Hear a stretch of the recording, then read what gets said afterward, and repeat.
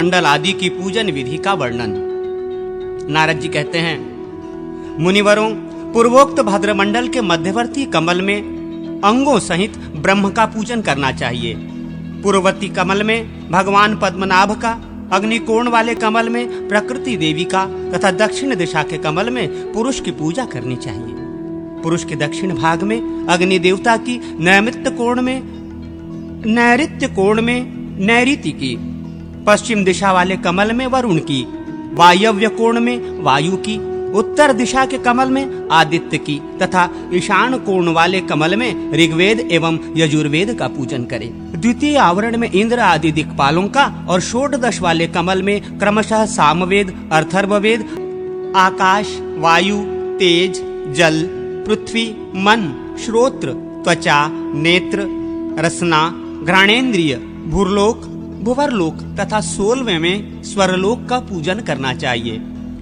तदनंतर तृतीय आवरण में 24 दल वाले कमल में क्रमशः महरलोक, जनलोक, तपोलोक, सत्यलोक, अग्निष्टोम, अत्यग्रिष्टोम, उक्त, षोडशी, वाजपेय, अतिरात्र, आप्तोर्याम, व्यष्टि, मन, व्यष्टि बुद्धि, व्यष्टि अहंकार, शब्द, स्पर्श, रूप, रस, गंध, जीव, समष्टि मन, समष्टि बुद्धि, महतत्व, समष्टि अहंकार तथा प्रकृति, इन 24 की अर्चना करें। इन सब का स्वरूप शब्द मात्र है, अर्थात केवल इनका नाम लेकर इनके प्रति मस्तक झुका लेना चाहिए। इनकी पूजा में इनके स्वरूप का चिंतन अनावश्यक है। 25वें अध्याय में कथित वासुदेव आदि 9 मूर्ति, 10 विध प्राण, मन, बुद्धि, अहंकार, वायु और उपस्थ, श्रोत, त्वचा, नेत्र, रसना, घ्राण, वाक, पाणी और पाद, इन 32 वस्तुओं की 32 दल वाले कमल में अर्चना करनी चाहिए। ये चौथे आवरण के देवता हैं। उक्त आवरण में इनका सांग एवं सपरिवार पूजन होना चाहिए। तदनंतर बाह्य आवरण में पायु, उपस्थ की पूजा करके 12 मासों के 12 अधिपतियों का तथा पुरुषोत्तम आदि 26 तत्वों का यजन करें।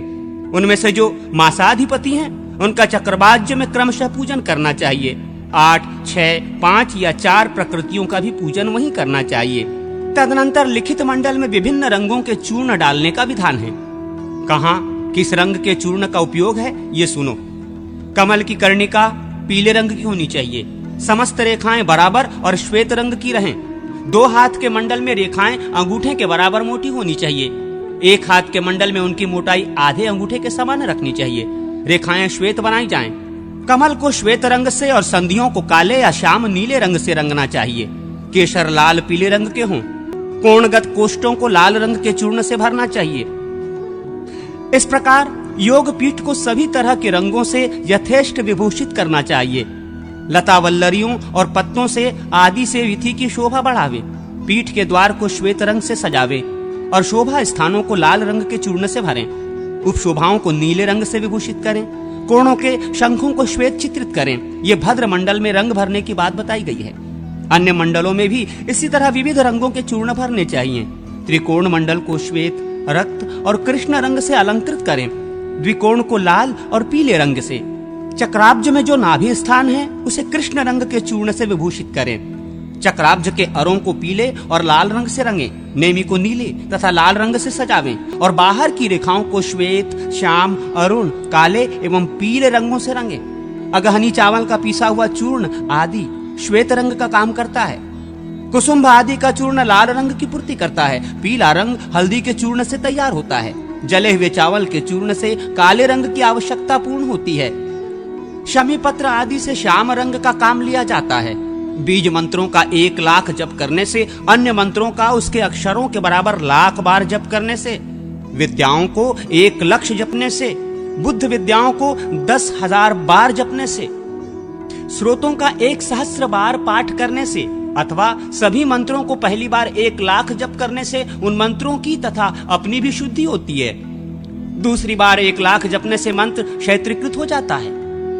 बीज मंत्रों का पहले जितना जप किया गया हो उतना ही उनके लिए होम का भी विधान है।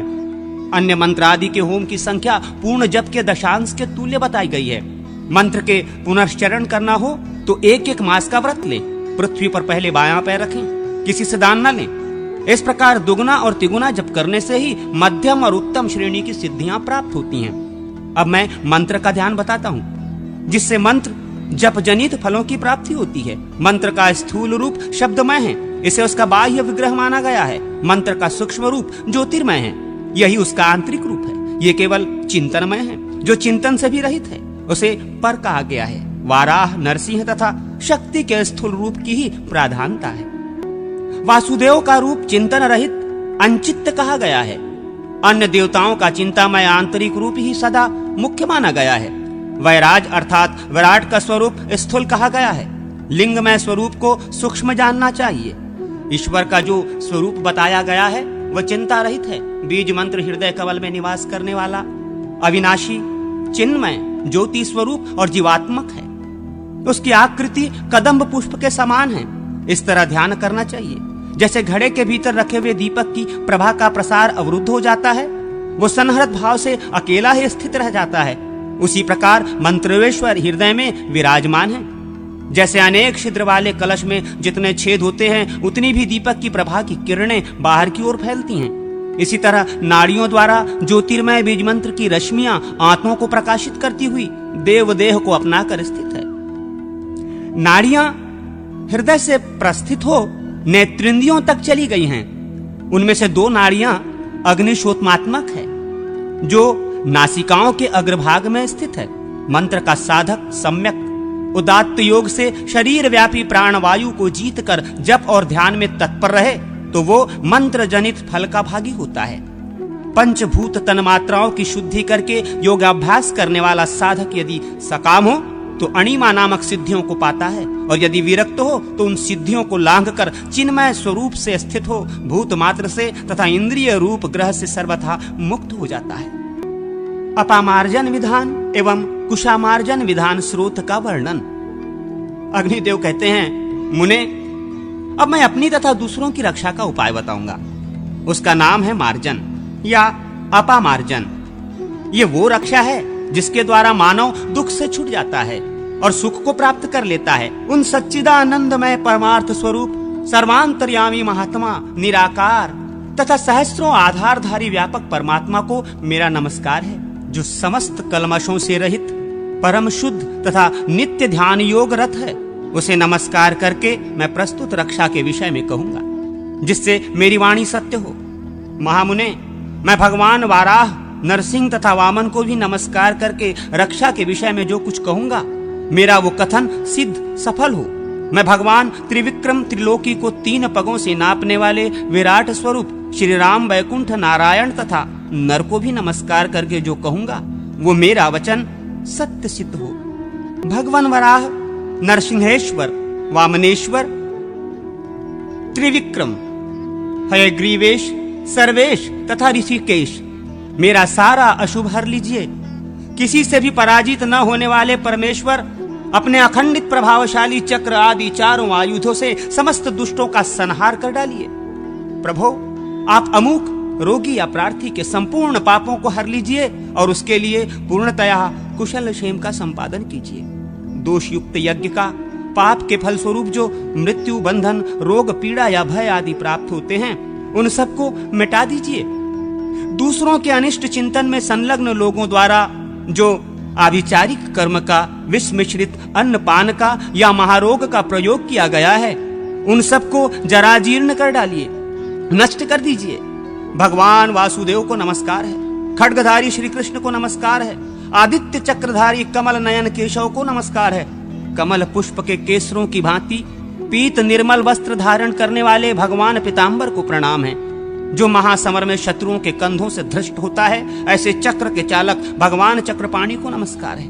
अपने दृष्टा पर उठाई हुई पृथ्वी को धारण करने वाले वेद विग्रह एवं शेष शय्याशायी महान यज्ञ वराह को नमस्कार है। दिव्य सिंह, आपके केशांत प्रतप्त सुवर्ण के समान कांतिमान हैं, नेत्र प्रज्वलित पावक के समान तेजस्वी हैं तथा आपके नखों का स्पर्श वज्र से भी अधिक तीक्ष्ण है। आपको नमस्कार है। अत्यंत लघुकाय तथा ऋगु, यजु और साम तीनों वेदों से विभूषित आप कश्यप कुमार वामन को नमस्कार है। फिर विराट रूप से पृथ्वी को लांघ जाने वाले आप त्रिविक्रम को नमस्कार है। वराह रूपधारी नारायण समस्त पापों के फल रूप से प्राप्त संपूर्ण दुष्ट रोगों को कुचल दीजिए। बड़े बड़े दाढ़ों वाले महावराह पाप जनित फल को मसल डालिए, नष्ट कर दीजिए। विकटानन नरसिंह, आपका दंत प्रांत अग्नि के समान जाज्वल्यमान है। आरती नाशन, आक्रमणकारी दुष्टों को देखिए और अपनी दहाड़ से उन सब का नाश कीजिए, नाश कीजिए। वामन रूपधारी जनार्दन, ऋक, यजुः एवं सामवेद के गूढ़ तत्वों से भरी वाणी द्वारा इस आर्त जन के समस्त दुखों का शमन कीजिए। गोविंद, इसके त्रिदोष जज, सन्निपात तज, आगंतुक, एकाहिक, द्विकाहिक, त्राहिक तथा अत्यंत उग्र चातुर्थिक ज्वर को एक सतत बने रहने वाले ज्वर को भी शीघ्र शांत कर दीजिए। इसकी वेदना को मिटा दीजिए, मिटा दीजिए। इस दुखिया के नेत्र रोग, शिरोरोग, उदर रोग, श्वासावरोध, अतिश्वास दमा, परिताप, कंपन, गुदरोग, नासिका रोग, पाद रोग, कुष्ठ रोग, क्षय रोग, कामला आदि रोग, अत्यंत दारुण प्रमेह, भगंदर, अतिसार, मुखरोज, वलगुल्ली, अश्मरी पथरी, मृच्छकृच्छ तथा अन्य महाभयंकर रोगों को भी दूर कीजिए।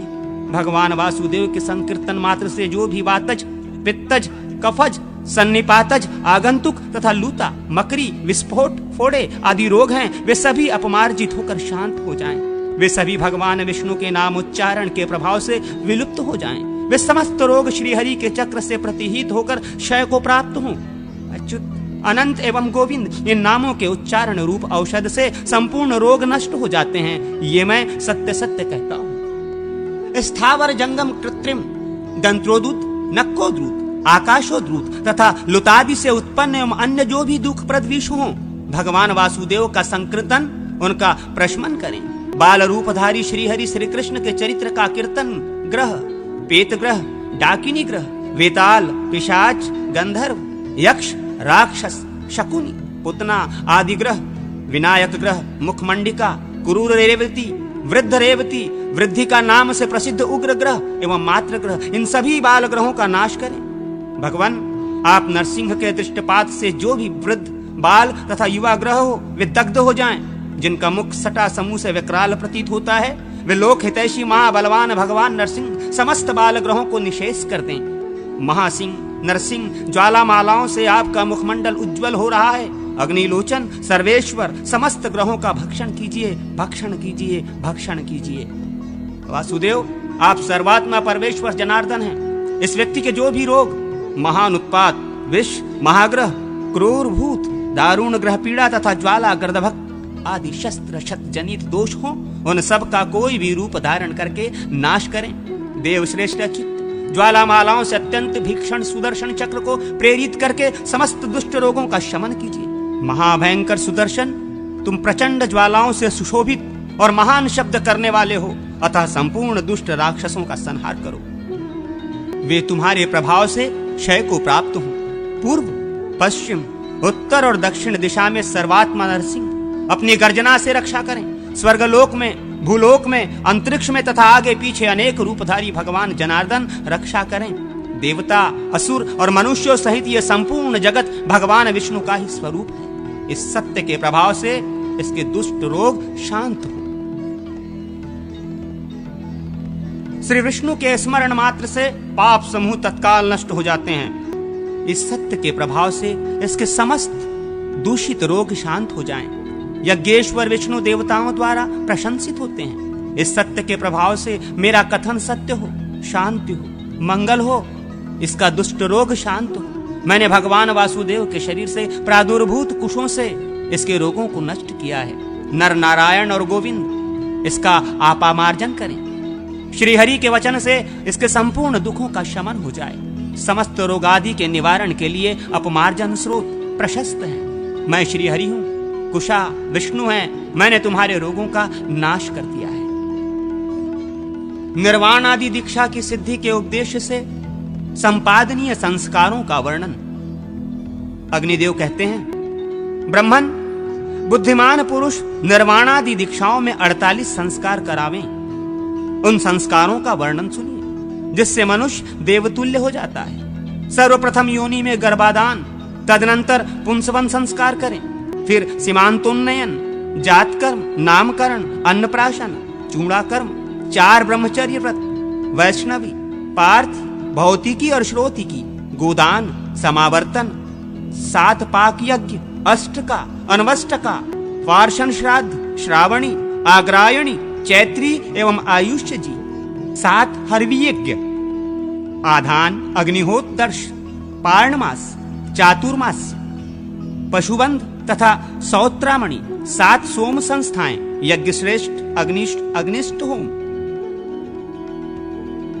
अत्यगिष्ट होम, उकत्थ, षोडशी, वाजपेय, अतिरात्र एवं आप्तोर्याम, सहश्रेष यज्ञ, हिरण्याग्रि, हिरण्याक्ष, हिरण्यमित्र, हिरण्यपाणि, हेमाक्ष, हेमांग, हेमसूत्र, हिरण्यास्य, हिरण्याङ्ग, हेमजिह्व, हिरण्यवान और सब यज्ञों का स्वामी अश्वमेघ यज्ञ तथा 8 गुण, सर्वभूत दया, क्षमा, आर्जव, शौच, अनायास, मंगल, अकृपणता और अस्पृहा, ये संस्कार करें। इष्ट देव के मूल मंत्र से 100 आहुतियां दें। सौर, शाक्त, वैष्णव तथा शैव सभी दिशाओं में ये समान माने गए हैं। इस संस्कारों से संस्कृत होकर मनुष्य भोग मोक्ष को प्राप्त करता है।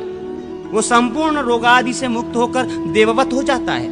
मनुष्य अपने इष्ट देवता के जप, होम, पूजन तथा ध्यान से इच्छित वस्तु को प्राप्त करता है।